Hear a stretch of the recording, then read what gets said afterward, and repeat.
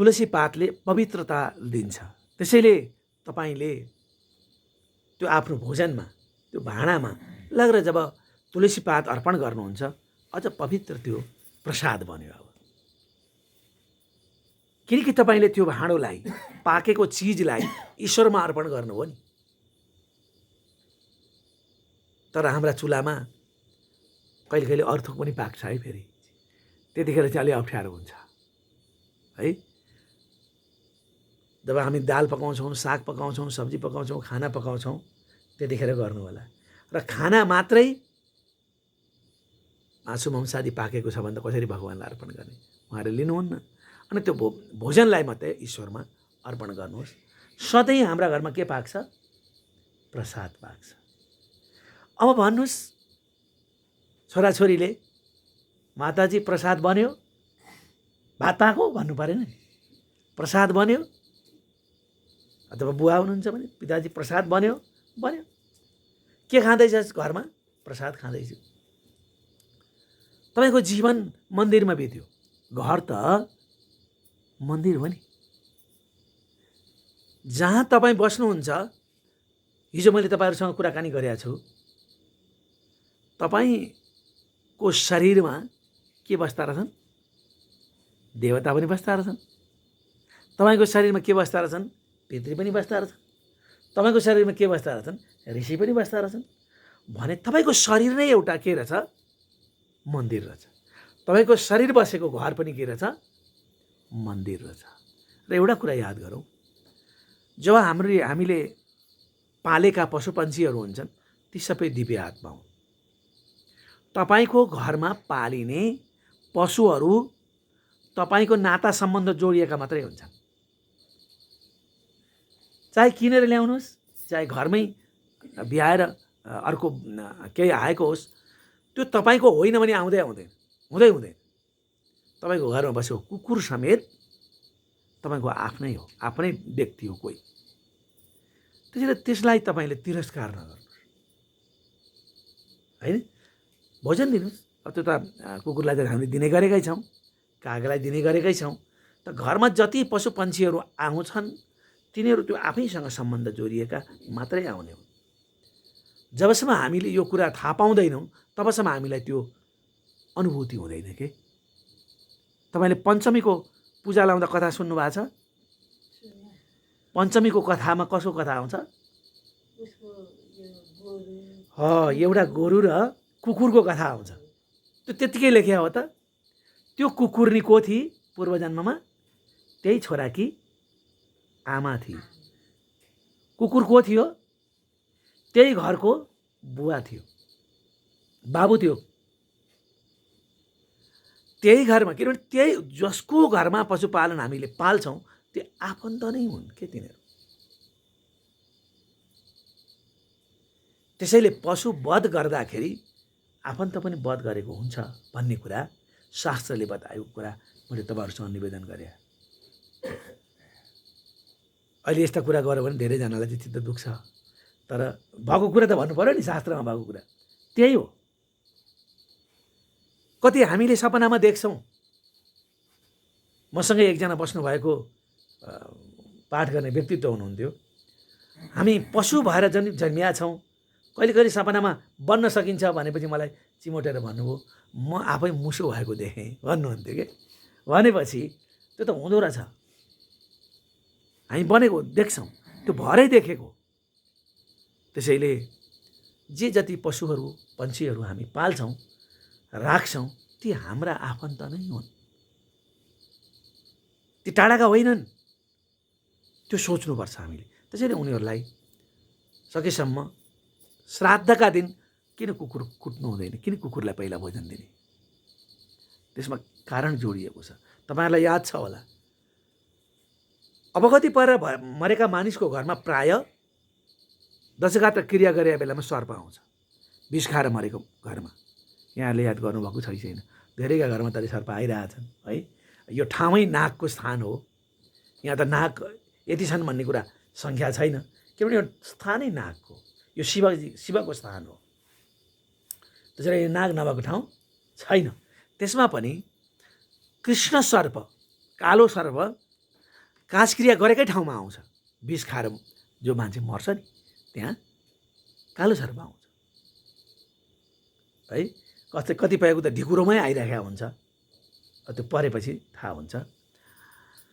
त्यसैले ती हरेक चिजसँग हाम्रो नाता जोडिएको छ, हाम्रो सम्बन्ध जोडिएको छ। यो कुरा हामीले एकदम मनन गर्नुपर्छ। त्यही भएर मैले अघि हवन गर्दा कस्ता लुगा लगाएर बस्ने मैले भने। कहिले कहिले थाहा नपाएको हुन्छ नि त, हिजो धोकै कपडा हो त्यसैले म लाएर जान्छु भनिन्छ, तर टोयलेट जाँदा लगाएको छ भने त्यो कपडा लगाएर कसरी होम गर्ने, कसरी पूजा गर्ने हुँदैन। त्यसैले सकेसम्म दुईवटा कपडा हामीसँग अनिवार्य हुन्छ। कति कपडा छन् हाम्रा होइन, टोयलेट जाँदा लाउने एउटा कपडा चाहिँ अलग राख्नुपर्छ सकेसम्म। किनभने त्यसबाट त्यो लुगा लगाएर गरिएको चिज पनि खेर चाहिँ जाँदैन। मैले हिजै भने नि, त्यसको पनि लिने त छन् नि त है।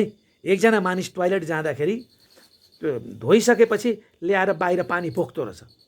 12 वर्षसम्म एकै ठाउँमा पानी पोखेको हुनाले त्यहाँ एउटा प्रेत जागृत भयो। तिमीले मलाई 12 वर्षसम्म पाल्यौ, तिमीलाई धन्यवाद छ भनेको कथामै आउँछ। त्यस्तो पनि खाने हुन्छ नि त भने। कपडाको शुद्धता उस्तै छ। अब कपडा धोएर शुद्ध बनाएको छ, मैले टोयलेट जाँदा पनि लाएको छैन, तर मन चाहिँ मैलो छ भने है त्यो पनि स्वीकार हुँदैन। मन एकदम पवित्र राख्नुपर्छ। मनलाई पवित्र राख्न सबैभन्दा सजिलो छ। कुनै कुरा पनि नसोच्नुहोस्, नराम्रा कुरा सिद्धिहाल्यो। हामीलाई रिस उठ्छ कि उठ्दैन? अनि उठिहाल्छ, नउठ भन्दा पनि उठ्छ। त्यो रिस नै विष हो नि त। त्यो कहाँ बसेको छ? ल भइहाल्यो, ल रिस उठेछ, ल मजाले घरमा रिसाउँ भात पाक्छ त, घाँस काटिन्छ त। रिसले केही काम बनेको छ अहिलेसम्म? छैन नि। तर पनि त्यो बस्छ क्या हामीभित्र। रिस भएपछि राग हुन्छ, राग भएपछि क्रोध हुन्छ, क्रोध आइसकेपछि मोह हुन्छ, मोह भएपछि मति बिग्रन्छ, बुद्धि बिग्रन्छ, बुद्धि बिग्रेपछि के हुन्छ? बुद्धिनाशः प्रणश्यति, अनि विनाश हुन्छ। त्यसैले रिसबाट सुरु भएको बुद्धि बिग्रिनसम्म पुग्छ, अनि के हुन्छ? विनाश हुन्छ। ठक्क त्यतिखेर नरिसाएको भए हुन्थ्यो नि, चिरपटले हानिहाले, त्यो त ठहरै भयो भन्छ नि मान्छे। त्यसैले सबैभन्दा ठुलो हामीले गरेको पराक्रम के हो भने रिसलाई कन्ट्रोल गर्नु। सबभन्दा ठुलो हामीले केही गर्न सक्यौँ भने रिसलाई कन्ट्रोल गर्नु सबभन्दा ठुलो हाम्रो पुरुषार्थ हो। त्यसपछि क्रोध त, रिस कम भएपछि क्रोध कम भइहाल्छ। दुईवटा कुराबाट हामीलाई रिस उठ्छ क्या, लोभ र मोह। यी दुईवटा कुरा छन् होइन। दुईवटा कुरा मात्र, अरू याद नगर्नुहोस्। एउटा लोभ हो, अर्को मोह हो। मैले आज 12,000 लगाएर एउटा घडी किनेर ल्याएर राख्न पाएको छैन, कान्छो छोराले समातेर भित्तामा हानिहाल्यो, खुस्क्यो नि काँटी। त्यतिखेर खुसी भइन्छ होला त, स्याबास र भनिन्छ होला त, रिस उठ्छ। तर त्यो रिस उठ्ने बित्तिकै त्यो बन्दैन, भन्छ त। किनकि त्यो लोभले गर्दा यत्रो सम्पत्ति नाश भयो भन्ने त रिस त उठ्यो नि। त्यसलाई त्यहाँबाट फ्याँकिदिएँ भन्नु भने क्रोध बढ्छ होइन। भाग्यो भने रिस चाहिँ उठ्या हुन्छ। त्यतिखेर भेटियो भने थप्पड हानिहालिन्छ, भेटिएन भने भरे अलिक कम भएको हुन्छ। त्यसैले त्यो लोभ र मोहलाई हामीले कम गर्नुपर्छ, तर कर्म गर्न चाहिँ बिर्सन हुँदैन। त्यसैले हाम्रा कर्महरू दुई प्रकारका हुन्छन्। एउटा सकाम हुन्छन्, एउटा निष्काम हुन्छन्। एकछिनको लागि। आज कति दिन भयो हामीले देवी भागवत पुराण गरेको? 5औं दिन भयो। यो 5औं दिनसम्म यहाँसम्म आउँदाखेरि तपाईँले के चाहना गर्नुभएको छ? छैन। तपाईँले के राख्नु भएको छ चाहना? छैन। जब हामी निष्काम कर्म गर्छौँ, त्योभन्दा ठुलो कर्म के हुन्छ है? घरमा कोही मान्छे आयो, यो मान्छेलाई फकाउन सकियो भने चाहिँ राम्रै काम बन्ला भनेर मिठो चिया ल्याएर दिनुभयो भने के भयो? सकाम भयो क्या। तपाईँको भित्री इच्छा पुरा गर्नको लागि गर्नुभयो नि। कोही मान्छे आयो, आज परमात्माले मलाई कोही पाहुना पठाइदियो। परमात्माको स्वरूप न हो त्यो, आयो मैले दिन पाएँ भनेर तपाईँ प्रसन्न भएर दिनुहोस्, तपाईँको लाखौँ गुणा वृद्धि हुन्छ, त्यो लाखौँ गुणा वृद्धि हुन्छ। त्यो जे गर्छौँ हामीले अलिकति पनि भित्र यस्तो होस् भन्ने नसोचिकन हामीले भगवानलाई अर्पण गर्न सक्नुपर्छ के। मानिस भित्र पनि ईश्वर बसेको छ नि त, पशुभित्र पनि ईश्वर बसेको छ हो। धेरै मानिसमा अलिकति बढी स्वार्थ भयो। त्यो स्वार्थले गर्दाखेरि हामीले के गर्छौँ भन्दाखेरि बढी दुध दियो भने अलिक घाँस अलिक बढी काट्छौँ, अलिक दिएन भने बर भकेर्नु है आए यति दिए पुग्छ पनि भन्छौँ नि कहिले कहिले। त्यहाँ चाहिँ के भयो भने हामीसँग चाहना भयो क्या, त्यसले गर्दा कहिले कहिले कमी बेसी पनि गर्न सक्छौँ। निस्वार्थ भएन, त्यो के भयो, स्वार्थपूर्वक गरियो। त्यसैले सबैभन्दा ठुलो कुरा के रहेछ, स्वार्थ त्यागेर काम गरियो भने निष्काम हुन्छ। अब यो मन्दिर बनाइयो, यसले के देला, यस्तो दिए हुन्थ्यो भनेर हामीले बनाएको हो भने होइन। तर यो मन्दिर बनाइयो, यत्रा मान्छेहरू आएर बस्छन्, भगवानको सत्सङ्ग गर्छन्, परमात्माको प्राप्ति हुन्छ भनेर बनाएको छ भने त कति प्राप्त भयो, कति प्राप्त भयो नि त होइन। जे गर्दा पनि हामीले कामना रहित भएर जब कर्म गर्न सुरु गर्छौँ नि, तब हामीले गरेको कर्म सिद्ध हुन्छ हुन्छ जसरी पनि हुन्छ। किनकि उसको भर पर्यो नि त, दिने त उही हो नि, दिने उही हो। त्यसैले दुईटा कर्म, एउटा देवकर्म, अर्को पितृकर्म है। पितृले हामीलाई सबै कुरा दिन्छ, आयु, प्रजाम, धनम, विद्या, स्वर्ग, मोक्ष, सुख, यी 7वटा कुरा दिने क्षमता कोसँग हुन्छ, पितृसँग हुन्छ। त्यसैले पितृकर्म र देवकर्म अत्यन्त सावधान भएर हामीले गर्नुपर्छ। र कहाँबाट सुरु गर्यौँ हामीले, घरमा, घरलाई मन्दिर सम्झेर सुरु गर्यो। अघि सुरु गरे होइन त, घर के रहेछ, मन्दिर। तपाईँको शरीर हेर्नुहोस् त, मन्दिरको माथि के हुन्छ, गजुर हुन्छ। यो गजुर हो कि होइन भन्नुहोस् त, यो गजुर हो कि होइन। आँखामा सूर्य बस्नु भएको छ, नाकमा अश्विनी कुमार बस्नु भएको छ, कानमा दिशा बस्नु भएको छ, पूर्व पश्चिम उत्तर दक्षिण, मनमा चन्द्रमा बस्नु भएको छ, बुद्धिमा ब्रह्मा बस्नु भएको छ, चित्तमा विष्णु बस्नु भएको छ, अहङ्कारमा शिव बस्नु भएको छ। तपाईँको शरीरभित्र कति चिज छन् ल विचार गर्नुहोस् त। हामीले त्यो अहङ्कार भनेकै के हो, शिव हो। हाम्रो चित्त भनेको के हो, नारायण हो। हाम्रो मन भनेको के हो, चन्द्रमा हो। बुद्धि भनेको के हो, ब्रह्मा हो।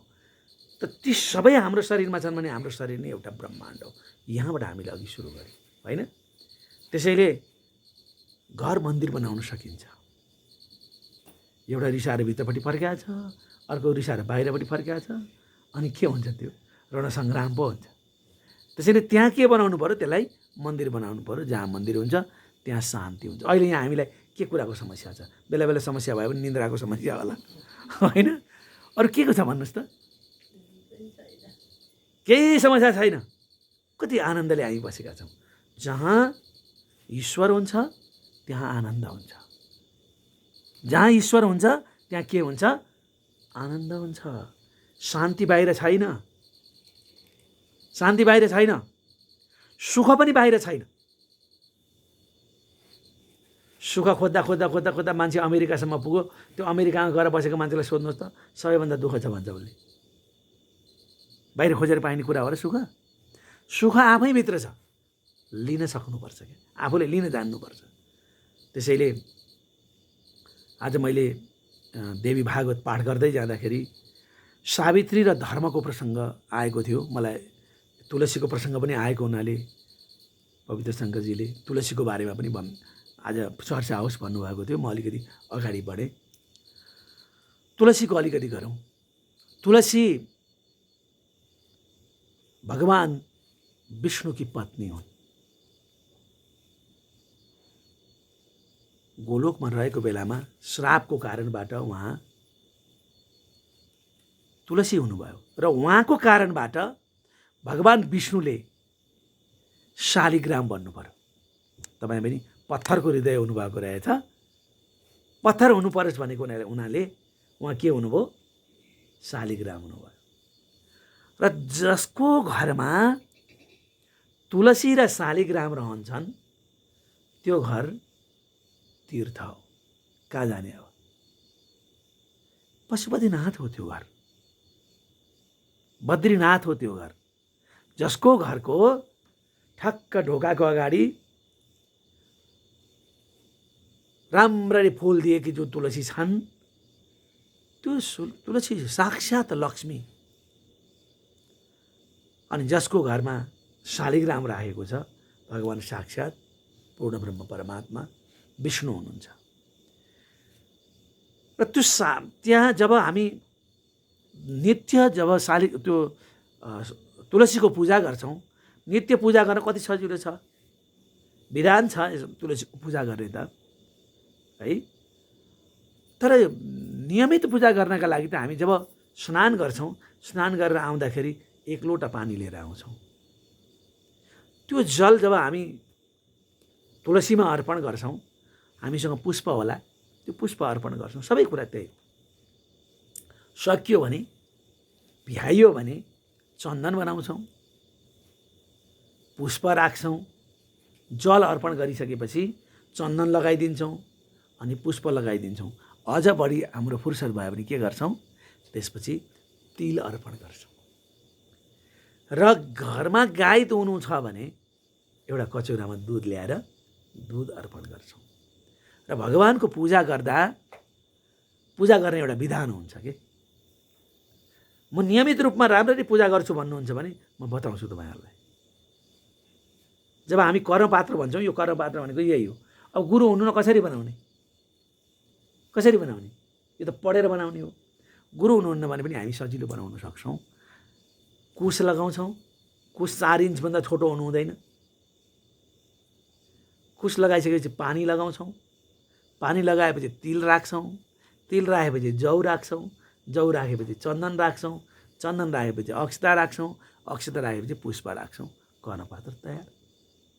सुन्नुहोस्, म भगवान्लाई अर्पण गर्नका लागि, भगवान्लाई पूजा गर्नका लागि मैले कर्म चलाउनका लागि बनाएको पात्रो सम्झनुहोस्।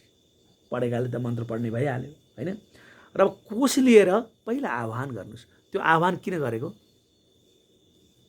विचार गर्नुहोस् त। आह्वान किन गरेको? ल आह्वान गर्नुहोस् भन्नुहुन्छ नि गुरुले होइन? भन्नुहुन्छ कि भन्नुहुन्न? हो। के भने त्यो? कुश लिएर आह्वान गर्नुहोस् भनेको के भनेको? आह्वान गर्नु भनेको बोलाउनु। आह्वान गर्नु भनेको के अरे? बोलाउनु। हजुरलाई मैले यहाँ बोलाएँ। अनि घरमा पाहुना बोलाएपछि तपाईँले मैले यहाँ बोलाएँ है भनेर बोलाइसकेपछि के गर्छौँ हामी? ओछ्याउनी दिन्छौँ कि दिँदैनौँ? हो। भगवान् बस्ने स्थान भनेको के हो? कुश हो। अनि हामी कुश ओछ्याइदिन्छौँ। आसनम समर्पण। आसन दिनुहोस् भगवान्लाई भनेको मतलब आसन दिनु भने हो नि त। आसन भनेको ओछ्याइदिएको हो। कुश ओछ्याइयो। जब भगवान्लाई आह्वान गरेर कुश राखिन्छ त्यसपछि के गरिन्छ? श्राद्ध गर्दाखेरि गुरुहरूले ब्रह्मामा त्यो बनाएको हुन्छ नि, कुशको बनाएको हुन्छ। त्यहाँ के गर्नुहुन्छ? आसन राखेपछि गोडा धोइदिनुहुन्छ। त्यही हो नियम। त्यस्तै भगवान्लाई पनि अब हामी के गर्छौँ? जल दिन्छौँ। हजुरलाई मैले गोडा धोइदिएँ है प्रभु भन्ने। अब बनाउन जानेको छ भने त पञ्चोपचार बनाउँछौँ होइन। पञ्चोपचार भनेको अर्घ हुन्छ, आचमन हुन्छ, पञ्चामृत हुन्छ, शुद्ध जल हुन्छ होइन। तपाईँलाई थाहा छ पञ्चामृत भनेको के मिलाएपछि बन्छ? कति राम्रो। ल पञ्चामृत 5वटा अमृत। एउटा के हो? गाईको दुध। दोस्रो दही। तेस्रो घिउ। चौथो मह। अनि 5औँ सक्खर। यी 5वटा चिज मिलाएपछि के हुन्छ? पञ्चामृत हुन्छ। मात्रै पञ्चामृतले स्नान गरिदियो भने कति ठुलो कुरा भयो। भगवानको पूजा गर्न बस्दाखेरि पञ्चामृत भनेर बनाएकै चढाउनुपर्छ भन्ने छैन। एउटा कचौरामा दही राख्नुहोस्, एउटा कचौरामा दुध राख्नुहोस्, एउटा कचौरामा मह राख्नुहोस्, एउटा कचौरामा सक्खर राख्नुहोस्, अनि 5वटा चिज भयो नि, दुध दही घिउ मह चिनी अथवा सक्खर, त्यसो क्रमैसँग चढाइदिनुहोस्। सबैभन्दा पहिला दुध चढाउनुहोस्। तर हामीले दुधले नुहाएपछि हामीले पनि नुहाउँछौँ कहिले कहिले, त्यसको पनि विधान हुन्छ। नुहाएपछि लुगा लाउँछौँ, पहिला पानीले नुहाउनुपर्छ फेरि। त्यसैले दुध चढाएपछि के गर्नु पर्यो? जल चढाउनु पर्यो। दही चढाएपछि के गर्नु पर्यो? फेरि जल चढाउनु पर्यो। मह चढाएपछि फेरि के गर्नु पर्यो? फेरि जल चढाउनु पर्यो। शुद्ध जलम भनेर गुरुहरूले पढ्नुहुन्छ नि। अनि सक्खर चढाएपछि फेरि के चढाइन्छ? फेरि जल चढाइन्छ। यी 5वटा चिज तुलसीमा लगेर चढाइदिनुहोस्। अब नुहाइसकेपछि हामी के गर्छौँ? कपडा लाउँछौँ, हो कि होइन? त्यस्तै अनि भगवान्लाई कपडा अर्पण, अनि मात्रै कपडा अर्पण गर्ने हो। सुरुमै लगेर कपडा चढाएर फेरि पूजा गर्न थाल्यौँ भने त पहिला कपडा लगाइदिएर नुहाए जस्तो भएन। अब हामी कपडा लगाइदिन्छौँ, जनाइ राखिदिन्छौँ, अनि के गर्छौँ? टिका लगाइदिन्छौँ। चन्दन चढाउनु भने के? यसो गरेर गर्ने भने त होइन। के भने आउँथ्यो भने चन्दनम लेपयामी भनेको चन्दन लगेर टिका लगाइदिएको। अब त्यहाँ अगाडि त भगवान् उभिएको त देखिया छैन। के गर्छौँ हामी? यसो गरेर यसो गर्छौँ, लगाइदिएको भगवान्लाई। चन्दन चढाइसकेपछि अनि पुष्प चढाउनुहोस्। अनि मात्रै तुलसीलाई हो भने तिल चढाइदिनुहोस्, अरू देवतालाई पूजा गरे हो भने अक्षताको टिका लगाइदिनुहोस्, अनि मात्रै माला लगाइदिनुहोस्, अनि मात्रै पुष्प चढाउनुहोस्। अनि मन्दिरमा जाँदाखेरि सबैभन्दा पहिला लगेर सेलरोटी चढाउने हो कि के गर्ने हो त? यही हो विधान। अब सबैभन्दा पहिला के गर्नु पर्यो? यति पूजा गरिसकेपछि धूप गर्नु पर्यो। अब धूप लगाउने, अनि दीप बाल्ने, धूप र दीप गरिसकेपछि मात्रै अनि खाना दिने। तर कस्तो देखिन्छ भने अलि पर मन्दिरमा शिवलिङ्ग छ भने त्यो शिवलिङ्गमा लगेर के गरे हुन्छ भने त्यो सेल लगेर चाहिँ पगरी लगाइदिया हुन्छ होइन। के गरे थियो? भगवान्लाई चढाएको भनेर अब थाहा पाइएन नि त। यदि त्यहाँ शिवजी तपाईँले देख्नु भएको भए के गर्नुहुन्थ्यो? तपाईँले टपरीमा अथवा केही चिजमा पात्रमा खाना दिनुहुन्थ्यो नि त, होइन? अनि अझै भाड रहेछ भने त उता पर ढोकाबाट यो अम्बा यस्तोसम्म फुत्तै ट्वाक्क टाउकामा लाग्ने गरी चढाएको भनेर के गरे? चढाएँ मैले त भित्रै पुग्ने गरी भन्छौँ नि। त वास्तवमा त्यो त खाना दिएको हो नि त, भगवान्लाई अर्पण गरेको, त्यो त खाना दिएको। त्यसैले केही पात्रमा लगेर राखिदिनुपर्छ। धूप गरिसकेपछि, बत्ती बालिसकेपछि जब खाना दिन्छौँ, खाना दिएपछि के गर्नुपर्छ? जल अर्पण गर्नुपर्छ, अनि मात्रै पुरा हुन्छ। जल अर्पण गरिसकेपछि मात्रै अब सुपारी चढाउने हो कि पान पनि चढाउने चलन हुन्छ। खाना खाइसकेपछि चाहिँ सुपारी खाइँदो रहेछ। भगवान्लाई पनि त्यसरी नै पूजा हुन्छ। त्यसपछि पहिला त्यो खाना दिइसकेपछि एउटा केरा अथवा केही फल चढाइयो, अनि फल चढाइसकेपछि एउटा सुपारी चढाइदिने, अनि पुष्प लिएर हात जोड्ने, आरती गर्ने, पुष्पाञ्जली गर्ने। पहिला आरती गर्ने। आरतीको बारेमा मैले हिजो भनिसकेँ है। आरती गर्दाखेरि कति पटक हुँदो रहेछ आरती देवताको? 14 पटक। भनेपछि पाउमा कति पटक? 4 पटक। नाभिमा कति पटक? 2 पटक। अनुहारमा कति पटक? 1 पटक। 7 भयो होइन। अनि शिरदेखि पाउसम्म फेरि 7 पटक गरेपछि अब हामीले गरेको आरती पुरा भयो। हरेक कुराको विधान छ नि। यसो घुमाउने बित्तिकै त आरती हुँदो रहेछ होइन। त्यति गरिसकेपछि अब आरती राखिसकेपछि सम्पूर्ण भगवानको जो ऊर्जा, जो शक्ति हो, त्यो गएर आरतीमा बस्छ। तपाईँले अगाडि गरेका सबै कुराहरू यदि कहीँ अपूर्ण छन् भने पनि आरती गरेपछि त्यो पुरा हुन्छ। अनि तपाईँ अपुरा भयो भनेपछि पुष्प लिएर हात जोड्नुहुन्छ। गुरु मैले त पढाएको छैन, आउँदैन नि, के गर्ने? तपाईँले झन् धेरै पढाएको छ। मनमनमा भन्नुहोस् न, प्रभु मैले पढाएको छैन, तपाईँ परमात्मा हुनुहुन्छ, मैले हजुरलाई पुष्प अर्पण गरेँ, म प्रति खुसी भइदिनुहोस्। कति राम्रो मन्त्र भन्नुहोस् न। पढेको छ भने कर्पूर गौरव त्वमेव माता, केही त भनिहाल्ला नि। अनि पुष्प लिएर भगवान् प्रफुल्ल भएको कल्पना गरेर पुष्प ल्याएर अर्पण गर्नुहोस्। सायद तुलसी पूजा गर्नुहोस् अथवा गाईको पूजा गर्नुहोस्। औँसीमा, हरेक औँसीमा हामीले गाईको पूजा गर्न सक्यौँ भने, यदि तपाईँको घरमा पितृदोष छ भने नि, हामी पितृदोष भन्छौँ नि धेरै ठाउँमा होइन, छ भने तपाईँले औँसीको दिन गाईको पूजा गर्नुहोस्। यदि तपाईँको सन्तानमा साह्रै समस्या छ भने तपाईँ औँसीको दिनमा गाईको पूजा गर्नु। घरमा हेर्नुहोस् त, गाईका हरेक रोममा देवता छन्। 33 कोटी देवता गाईभित्र हुन्छ। धरती माता हुन् गाई भनेको। त्यसैले तपाईँलाई ठुल्ठुला समस्याहरू घरमा धेरै आयो भने गाईलाई परिकार खुवाउनुहोस् क्या। हामीले खाएका परिकार जस्तै मिठो परिकार खुवाउनुहोस्। घाँस मात्रै नभएर आज म पिठो नुन मिसाएर खुवाउनुहोस्, सेल पकाएर खुवाउनुहोस्। धेरै खुवाउनु हुँदैन, फेरि लक्ष्मीलाई सम्झेर परिकार खुवाउनुहोस्।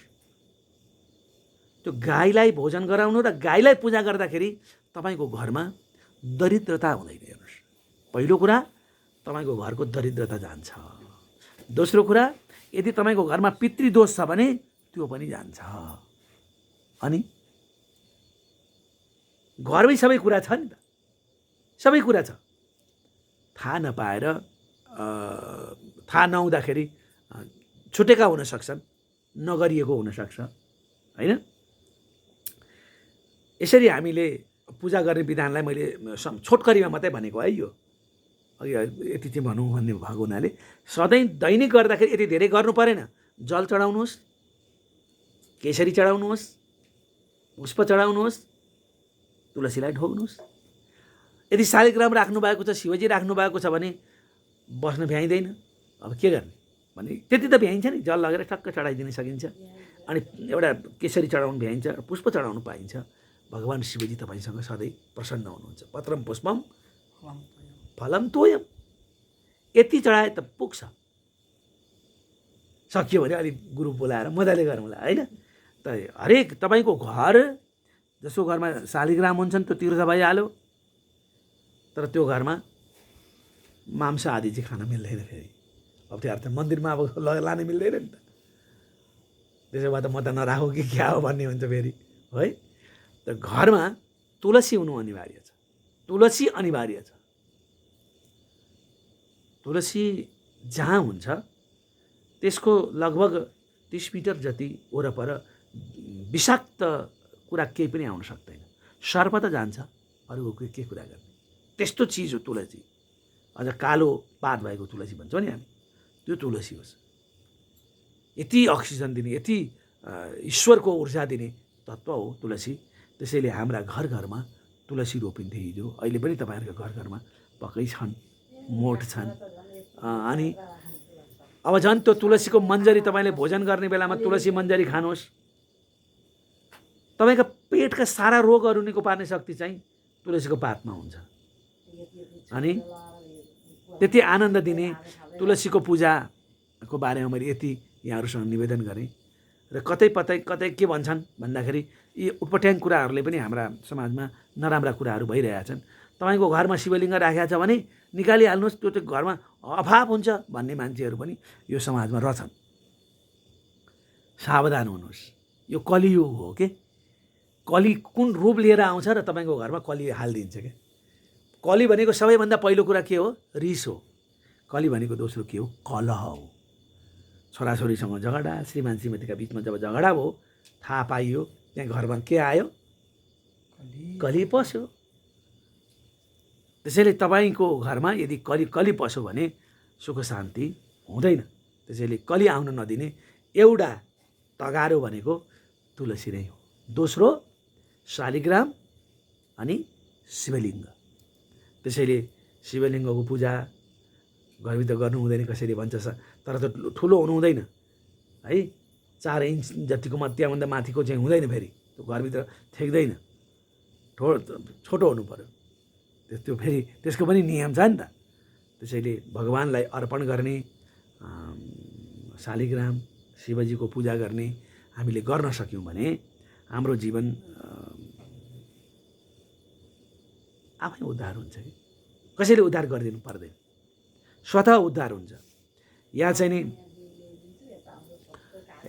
नि म भन्दै थिएँ। अब यो सत्सङ्गलाई मैले एकछिन चुप लाग्नु, यहीँ रोकेँ मैले। अब यसलाई म भोलि बढाउँछु। आजको कुरा म अब आज राम्रो प्रसङ्ग आएको हुनाले म अर्को कुरा यहाँ राख्छु तपाईँहरूलाई। धर्मराज र सावित्रीका बिचमा एउटा राम्रो संवाद भएको छ, कुराकानी भएको छ क्या। त्यो कुराकानी हाम्रा लागि पनि बडा महत्त्वपूर्ण हुन्छ। सावित्रीले त्यहाँ के भन्नुहुन्छ भने, दुर्लभा मानुषी जाति, धर्मराजले सावित्रीलाई उत्तर दिएको, दुर्लभा मानुषी जाति सर्वजाति सुभारते सर्वे वो ब्राह्मण श्रेष्ठ प्रशस्त सर्वकर्मसु। कति जोनी लिनुपर्छ अरे? सुन्नुभएको छ? 84 लाख योनिमा बल्ल पाइने एउटा योनि के हो? मनुष्य।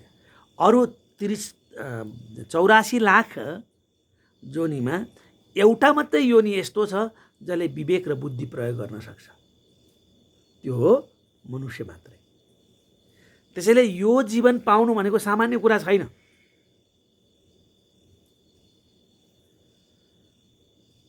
त्यसैले जीवनमा हामी कहिले कहिले हामीलाई दुःख लाग्छ, कहिले कहिले लाग्नु स्वाभाविकै हो। धर्मराजले सावित्रीलाई सम्झाएको के हो, सावित्रीले पनि दुःख पाउनु भएको छ।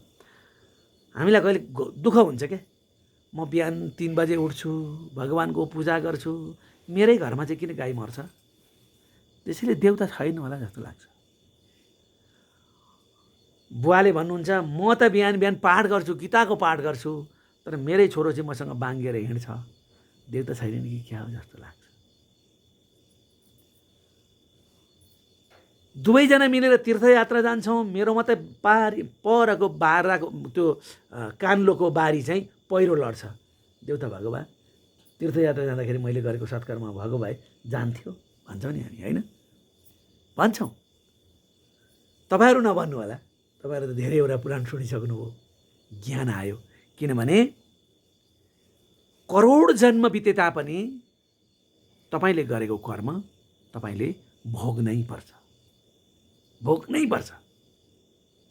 त्यसैले कोटि जन्म सतैरपि नाभुक्तम चियते कर्म, नभोगिकन कर्म कहिले पनि सिद्धिँदैन अरे। करोड पटक जन्मिए तापनि त्यो भोग्नै पर्छ। त्यसैले हाँसी हाँसी दुःखलाई स्वीकार गर्नु चाहिँ बुद्धिमानी हो। रोएर के गर्नु, भोग्नै पर्यो।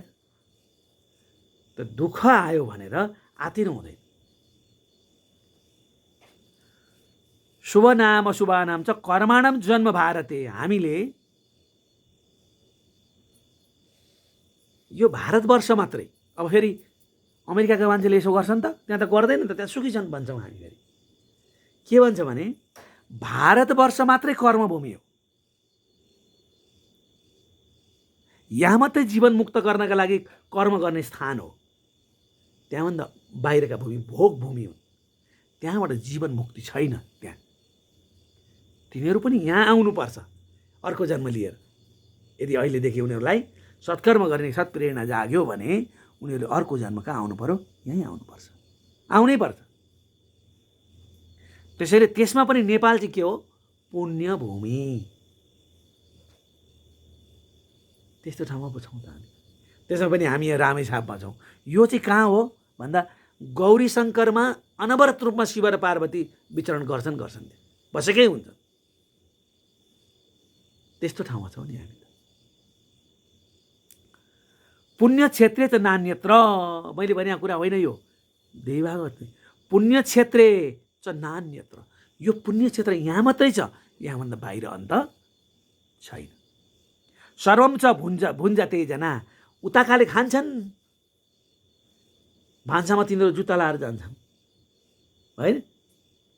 एउटै चिज अनेक परिकार बनाएर खान्छन्, त्यहाँ रमाइलो देख्छौँ हामीले। तर तिनीहरूको जीवन, हामी एक जन्म मात्रै जन्मिने हो त? कति जन्म जन्मिनुपर्छ? मानिसको जीवन त कहिले मर्दैन, मैले हिजो भने नि, फेरि जन्मनुपर्छ। त्यो दुःख उनीहरूले त्यो गरिरहनुपर्छ के।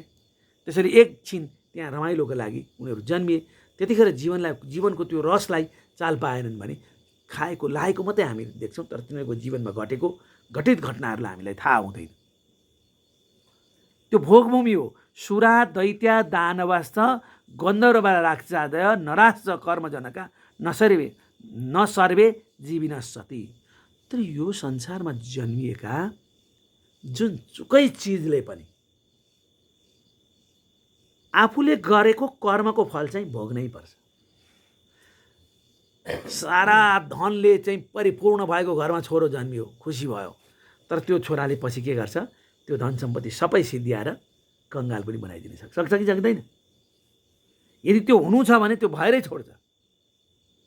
त्यसैले त्यो कर्मको फल चाहे धनीका घरमा जन्मियो चाहे गरिब, त्यो गरिब हिजो बिहान खाएपछि बेलुका कहाँ खान पाइएला भनेको व्यक्ति भोलि आलिसान महलमा बसेर दुनियाँलाई बाँड्ने पनि हुन्छ। समय आएपछि त हुन्छ नि त। हिजो गरेको जो कर्म छ त्यही कर्मअनुसार उसले त्यो भोग भोग्नुपर्छ। विशिष्ट जीविन कर्म भुञ्जते सर्वयोनि छु। त्यसैले सम्पूर्ण प्राणीले आफ्नो कर्म भोग्ने हुन्। श्रीमान र श्रीमतीले पनि आफ्नो आफ्नो कर्म भोग्नुपर्छ। श्रीमानले सबै कुरा पुर्याए पनि श्रीमतीलाई तनाव भइरहन्छ कहिले कहिले। श्रीमतीले सम्पूर्ण कुरा पुर्याए पनि श्रीमानलाई तनाव भइरहन्छ कहिले कहिले, किनकि उसले भोग्नु छ नि त। साना साना कुराले टन्टा भइरहन्छ, तनाव भइरहन्छ, किनभने उसले भोग्ने कुरा उसले भोग्नै पर्छ। राम्रै गर्दै गर्दा गर्दा पनि बिग्रिन्छ। शुभाशुभम चाहिँ सर्वत्र स्वर्गेछु नरकेछु छ। अब सोच्नु होला, यो पृथ्वी मात्रै हो कि होइन? स्वर्गमा पनि त्यस्तै हुन्छ। स्वर्गमा त तपाईँको पुण्य क्षीण भएपछि 1 मिनट पनि बस्न पाउनुहुन्न, तपाईँले 1 सेकेन्ड पनि बस्न पाउनुहुन्न। त्यो चाहिँ कस्तो हो भने गाडीमा चढे जस्तै हो कि। पुरा डिलक्स गाडीमा चढ्यो अनि त्यो स्टेसन पुगिसकेपछि अब उता मलाई कति आनन्द आयो, 1 स्टेसन चाहिँ जान्छु भन्दा दिन्छ त? पैसै तिर्नु पऱ्यो नि, गोजीमा पैसै हुनु पऱ्यो नि त। त्यस्तै हो, तपाईँले गरेको पुण्यको जति सञ्चिता छ त्यतिन्जेल तपाईँ स्वर्ग बस्ने हो। विशेषतो जीवनस्थ भ्रमन्ते सर्वयोनि छु। अनि एउटा योनि होइन, अनेक योनिमा कुकुर पनि भइयो, सर्प भयो, अनेक योनिमा हामी घुमेर आउँछौँ। कर्मणा चासुवे नैव भ्रमन्ती नरकेषु छ। अनि अशुभ कर्म, हानि हुने कर्म गऱ्यौँ भने नरक जान्छौँ, सत्कर्म गऱ्यौँ भने कहाँ जान्छौँ? स्वर्ग जान्छौँ।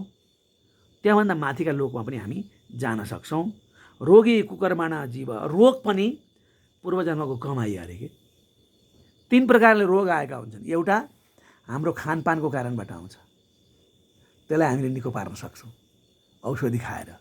अर्को वातावरणमा भएको नकारात्मक प्रभावबाट हामी रोगी हुन सक्छौँ। अस्ति आयो नि, के रोग आयो? हो, वातावरणको कारणबाट आयो होइन? त्यसलाई पनि हामी औषधि खाएर निको पार्न सक्छौँ। जो पूर्वजन्ममा गरेको कर्मको कारणबाट जो रोग लाग्छ नि, त्यो रोग निको हुँदैन। त्यही रोगले हामीलाई लिएर जान्छ। त्यो चाहिँ कमाइ हो कि आफूले गरेको कमाइ। विभिन्न किसिमका शरीरमा लिएर आएका त्यस्ता किसिमहरूलाई हामीले के भएर बुझ्नुपर्छ त भन्दाखेरि, यो दुर्लभ मानव जीवन पायौँ, एकछिन पनि खेर नपाल्नुहोस्। के गर्नु? गोबर सोर्नुपर्छ। भगवानको पूजा गर्न कहाँ पाइन्छ? भन्नै पर्दैन। गोबर सोर्न जाँदा रामको नाम त आफैसँग बसिहाल्यो नि होइन? एउटा गोबरको चाहिँ नि गोबर सोर्दा श्रीराम भनेर फालिदिनुहोस्। घाँसको मुठो खोल्दा रामम भन्नुहोस्। त्यो नै पूजा हो नि त जीवनमा। त्यही पूजा हो।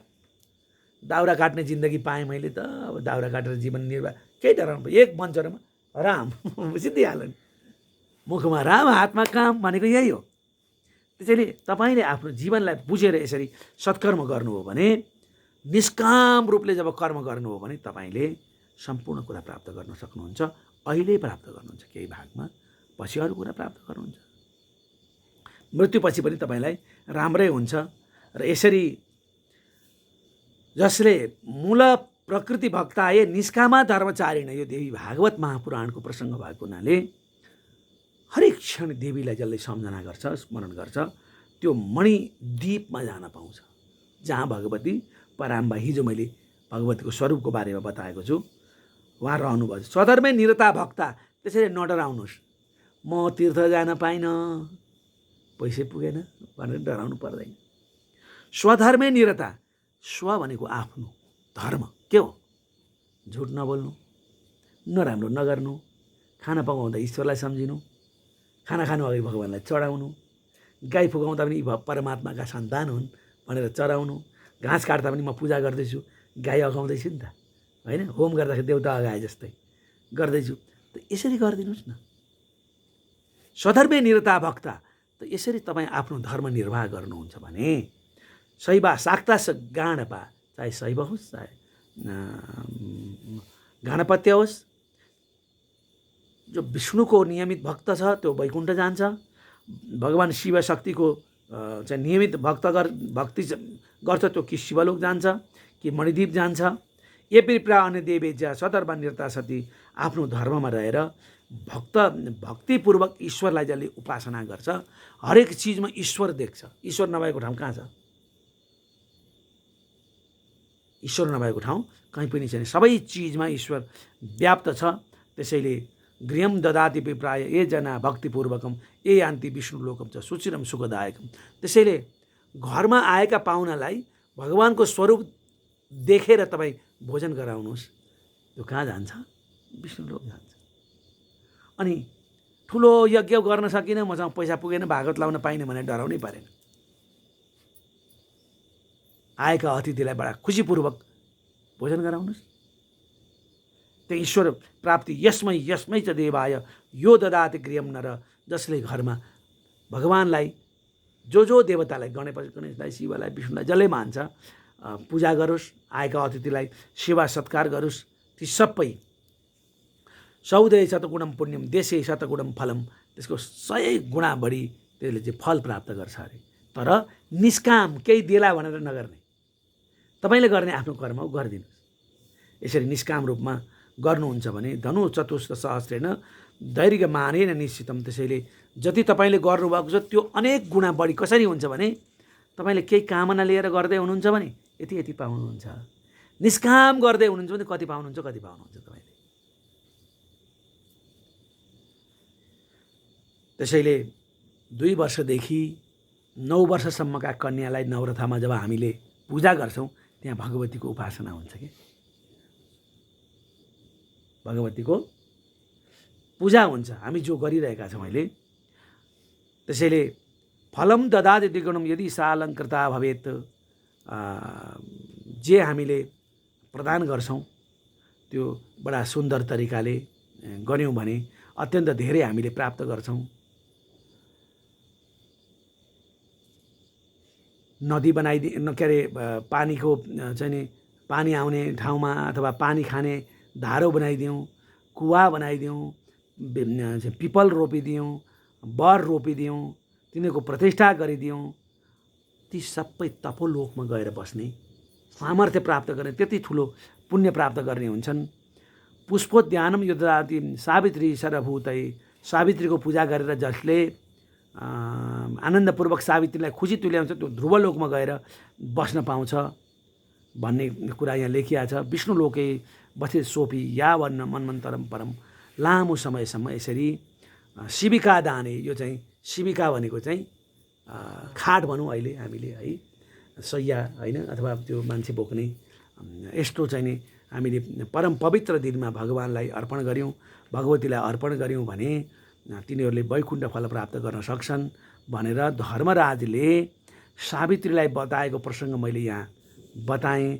पुनः सोपी भवेत् चैव क्षत्रियादय, सबै ब्राह्मण क्षेत्री वैश्य शूद्र त्यो चाहिँ नि कर्मका आधारमा फरक भएको हो र आफ्नो आफ्नो कर्म जब गरिन्छ त्यहाँ धर्म हुन्छ।